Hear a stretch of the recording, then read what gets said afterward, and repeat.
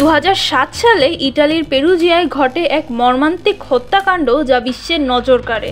Meredith কেরচার একজন British শিক্ষার্থী যিনি পেরুজিয়ায় পড়াশোনা করছিলেন, তাকে তার নিজ রুমে নৃশংসভাবে হত্যা করা হয়।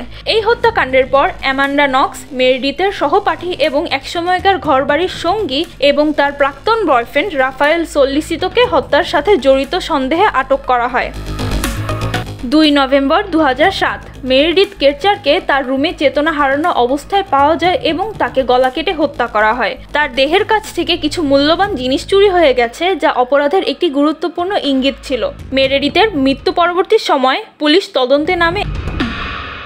অ্যামান্ডা নক্স ও রাফায়েল সোল্লিসিতোকে হত্যাকাণ্ডে অভিযুক্ত করা হয়। তারা ইতালির পুলিশের কাছে প্রথমে হত্যার সময় তাদের অস্বাভাবিক আচরণ ও মিথ্যা তথ্য দেয়, যা তাদের বিরুদ্ধে সন্দেহের জন্ম দেয়। তারা তাদের দোষ অস্বীকার করলেও পুলিশ তাদের বিরুদ্ধে শক্তিশালী প্রমাণ সংগ্রহ করতে থাকে।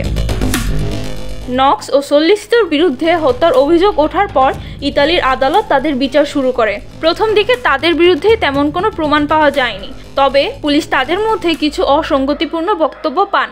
নক্সের অদ্ভুত আচরণ, যেমন মেরেডিথের মৃত্যুর পর তার হাস্যরস এবং পুলিশকে বিভ্রান্ত করার চেষ্টা, তাকে সন্দেহভাজন করে তোলে।